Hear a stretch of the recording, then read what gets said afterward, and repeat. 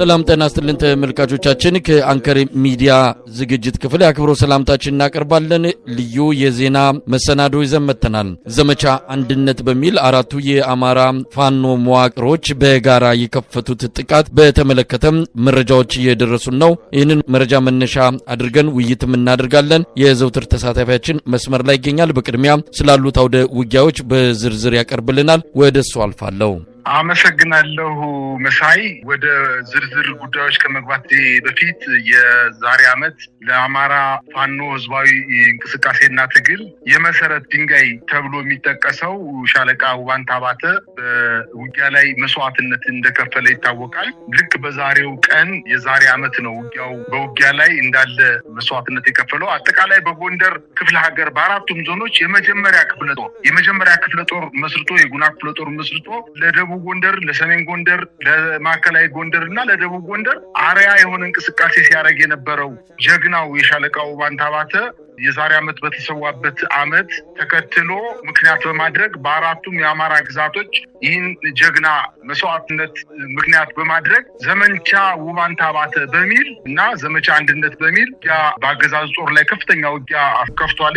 ለሚቀጥሉት ተከታታይ ቀናትም እንደዚሁ የሚዘልቅ እንደሆነ ከአራቱም የፋኖ አደረጃጀቶች ወይም የአራቱ ክፍለ ሀገሮች መግለጫ እየሰጡ ይገኛሉ። በዚህም ገና በመጀመሪያው ቀን በበርካታ አካባቢዎች ላይ በተለይ ከጎንደር ደባርቅ፣ ከጎንደር ሁመራ፣ ከባህር ዳር ጎንደር፣ ከወረታ ወልዲያ፣ ከጎንደር መተማ ቋራ፣ ከጎንደር በለሳ፣ ከማርቆስ ፍኖተ ሰላም፣ ከደጀን ሞጣ፣ ከደጀን ማርቆስ የሚገኙ ዋና መንገዶች ላይ የሚገኙ ስትራቴጂክ የሆኑ በከተሞች ላይ መሽጎ የሚገኘውን የመከላከያ ሰራዊት በተጠናና በጣም ፈጣን በሆነ የማጥቃት እንቅስቃሴ ከፍተኛ ጉዳት እያደረሱበት ይገኛሉ።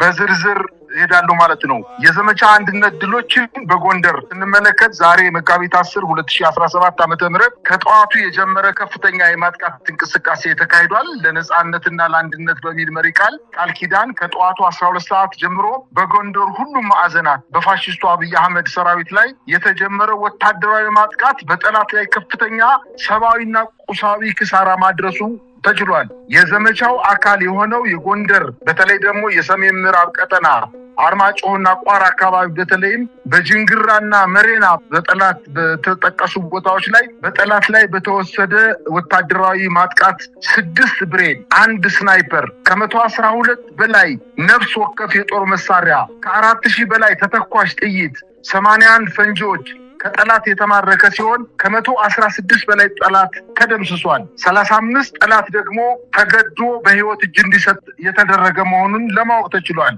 የጎቤ ክፍለ ጦር፣ የተከዜ ክፍለ ጦር፣ የሰራይ ክፍለ ጦር፣ የሰሜን አምባራስ ክፍለ ጦር የድሉ ባለቤቶች ናቸው። ከዚህ ላይ በጣም ለየት የሚያደርገው ነገር ምንድነው? በሁለቱም የጎንደር የፋኖ አደረጃጀቶች መካከል ምንም ልዩነት ሳይኖር በጋራ በተለይ በቋራና በመተማ አካባቢ በተደረገው ውጊያ እነዚህ ሁለቱ የፋኖ የጎንደር አደረጃጀቶች በጋራ በመሆን የጠላትን ጦር ዛሬ ገጥመው በጣም በበርካታ አውደ ውጊያዎች ላይ ድልን ለመቀዳጀት እንደቻሉ ነው ማወቅ የተቻለው። ከጠዋቱ 11 ሰዓት የጎንደር ዙሪያ ወረዳ መቀመጫ ማክሰኝት ከተማ የመሸገው የጠላት ኃይል ላይ ማጥቃት የከፈተው የጎንደር የበጋሻው ክፍለ ጦር አካል ብርጌድና ሻለቆች ዞዛ አምባ ንጉስና የጥቁር አንበሳ ብርጌድ ከጎንደር ባህር ዳር በሚወስደው ዋና መንገድ ማክሰኝን ከተማን በመቁረጥ ከተማዋን የተቆጣጠረ ሲሆን የጠላት ማጎሪያ እስር ቤት በመስበር በተለይ በዋናነት የፋኖ ቤተሰቦች ናችሁ፣ ፋኖን ትደግፋላችሁ የሚል ከተለያዩ ቀበሌዎች ከወረዳዋ ከተለያዩ ቀበሌዎች አግዞ ወደዚህ የማጎሪያ ስፍራ አከማችቷቸው የነበሩ የፋኖ ቤተሰቦችን ሙሉ በሙሉ በማስለቀቅ ከተማዋን በዚህ ሰዓት አንተና እኔ እየተነጋገርን ባለበት ሰዓት ከተማዋን ተቆጣጥሮ ይገኛል። እቺ ከተማ ማክሰኝት ከተማ ከጎንደር ከተማ በቅርብ ርቀት ላይ የምትገኝ ከተማ ስትሆን ለጎንደርን በጣም በከፍተኛ እና ለአዘዞ በከፍተኛ ደረጃ ስጋት ሊፈጠር እንደሚችል ነው ከአካባቢው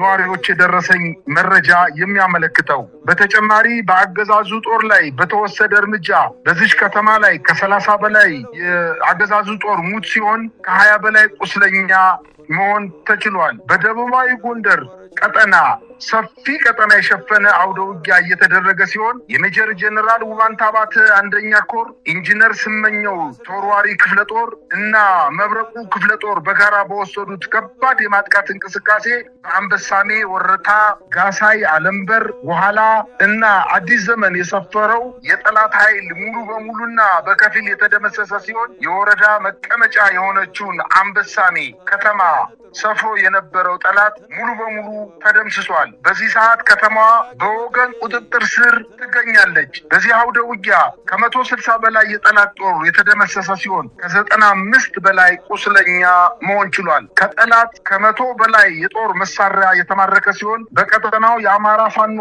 አንድነት በጎንደር ሜጀር ጀነራል ውባንታ ባተ አንደኛ ኮር አካል ክፍለ ጦር፣ ጉና ክፍለ ጦር፣ ሜጀር ጀነራል ውባንታ አባተ ተወርዋሪ ክፍለ ጦር፣ ጣና ገላውዲዮስ ክፍለ ጦር፣ ፋሲል ክፍለ ጦር፣ ኢንጂነር ስመኘው ክፍለ ጦር በጋራ በወሰዱት የማጥቃት እንቅስቃሴ ይህን ድል ለመጎናጸፍ በቅተዋል። በቋራና በመተማ ግንባር በዘመቻ አንድነት በተሰራ ልዩ ኦፕሬሽን በምዕራብ ጎንደር መተማ ወረዳ ሽንፋ ከተማ ገበያ ማዕከል አካባቢ የመከላከያ ሰራዊቱን ሰብስቦ ሲያካሂደው በነበረው የአብይ አህመድ ጦር ላይ ጀግናው በሌሊት ስብሰባ አድርጎ የነበረው የመከላከያ አባላት ከነዚህ ውስጥ የአማራ ተወላጆች በቀረበላቸው አጀንዳ ዙሪያ ማለትም የአማራ ህዝብ ፋኖን እየደገፈ ነው፣ እንዴት ማከላከልና ማጥፋት ይቻላል በማለታቸው በዚህ የተናደዱ የመከላከያ ሰራዊት አባላት በተሰበሰቡበት አዳራሽ ላይ ቦምብ በመወርወር 39 የመከላከያ ሰራዊት አባላት ሲገደሉ 50ዎቹ ለመቁሰል ችለዋል። በተጨማሪ በቋራ ወረዳ በሙር እርስ በርሳቸው ተዋግተው በርካታ ወታደሮች በከፍተኛ ደረጃ ሙትና ቁስለኛ ለመሆን ችለዋል። በጠቅላላ በጎንደር ግንባር በዘመቻ አንድነት የተገኘ ድሎች በዛሬው ዕለት ብቻ የተደመሰሱ 345 ወታደሮች ሲሆኑ የቆሰሉ 155፣ ክላሽ የተማረከ 212፣ ብሬን 6፣ ስናይፐር 1፣ ፈንጂ 81 አሁንም በቀጠለው ዘመቻ አንድነት ተጠናክሮ እንደቀጠለና የአብይ አህመድ ጦር በርካታ ሰራዊቱን አስደምስሶ መደበኛ ምሽጉን ተገዶ በመልቀቅ ተበታትኖ በመሸሽ ላይ እንደሚገኝ በውጊያ ተሳትፎ ያደረጉ የህዝብ ግንኙነት ኃላፊዎች አድርሰውናል መረጃውን።